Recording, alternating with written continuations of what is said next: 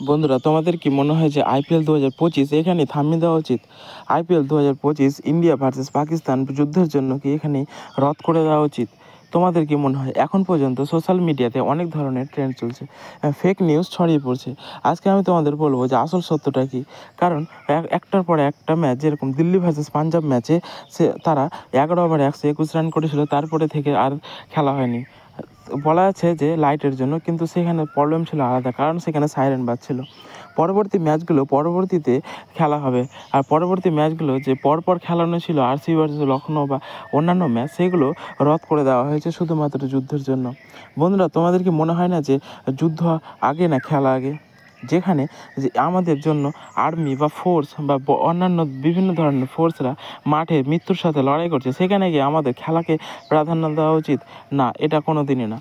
কারণ India versus Pakistan যে একটা বড় যুদ্ধ, সেখানেই অংশ নিতে চলেছে আমাদের ইন্ডিয়ান আর্মিরা। আর আমাদের সবার উচিত হলো সেই ইন্ডিয়ান আর্মিদের ফিজিক্যালি না হলেও মেন্টালিভাবে সাপোর্ট করা এবং এইসব খেলা সম্পূর্ণ বন্ধ করে রাখা। আর সেটাই বিসিসিআই সিদ্ধান্ত নিয়েছে। বিসিসিআই সিদ্ধান্ত নিয়েছে যে এক সপ্তাহের জন্য সবটি ম্যাচ বা প্রত্যেকটা ম্যাচ পোস্টপোন করা হবে। মানে এক সপ্তাহ পর সিদ্ধান্ত নিয়ে দেখা যাবে যে কি হবে না হবে। সেই এক সপ্তাহ পর্যন্ত খেলা স্তব্ধ রাখুক। কারণ আমরা জানি যে যেরকমটা অ্যাটাক করেছিল পাকিস্তান আমাদের ভারতের কিছু সিভিলিয়ানসদের, সেখান থেকে অ্যাটাক করার পর তারা ইন্ডিয়ার একদম সিন্দুর অপারেশন, সেটাকে সাকসেসফুল করে তুলেছে এবং সেখানে এয়ার স্ট্রাইক করে পাকিস্তানকে বুঝিয়ে দিয়েছে তাদের অকাত। পাকিস্তান যেমনটা করছে সেটা একদম গ্রহণযোগ্য না।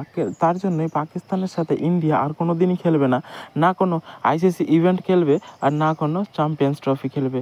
চ্যাম্পিয়ন্স ট্রফি এবং আইসিসি ইভেন্ট, এই দুটার মধ্যেই তারা পার্টিসিপেট করবে না ইন্ডিয়ার সাথে। আর আমরা যে ইন্ডিয়া ভার্সেস পাকিস্তান যে একটা বড় রাইভালরি ম্যাচ হয়, সেটাও আমরা মিস করব। কারণ তারা ম্যাচ খেলার যোগ্যই না, একদম ভীতু এবং তারা কায়ার টাইপের মানুষ। কারণ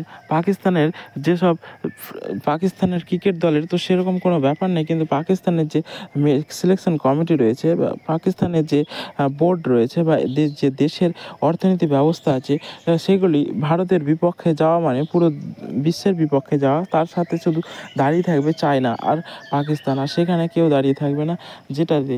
আর এখানে টিম ইন্ডিয়া বিরাট কোহলি জানিয়ে দিয়েছে যে তাদের কাছে দেশ আগে, খেলা আগে নয়। কারণ তারা চাইছে আগে দেশ। রোহিত শর্মা সেমনই টুইট করেছে এবং সম্পূর্ণ প্লেয়ারদের বলে দেওয়া হয়েছে যে এক মাসের জন্য তারা যেন এক সপ্তাহের জন্য তারা যেন খেলাটাকে পোস্টপোন রাখে। এখানে সমস্যা হলো বিদেশি প্লেয়ারদের। কারণ বিদেশি প্লেয়াররা এর আগে যেমনটা করেছিল যে বিদেশি প্লেয়াররা তোমার প্রথমেই আইপিএল থেকে ছিটকে যাচ্ছিল, কারণ তারা আসতে চাইছিল না আইপিএল খেলতে। কিন্তু এবার বিদেশি প্লেয়ারদের বাড়ি পাঠিয়ে দেওয়ার জন্য অনুরোধ করা হয়েছে, কারণ প্রত্যেকটা ফ্র্যাঞ্চাইজি পারে তাদের প্লেয়ারদের বাড়ি পৌঁছে দিতে।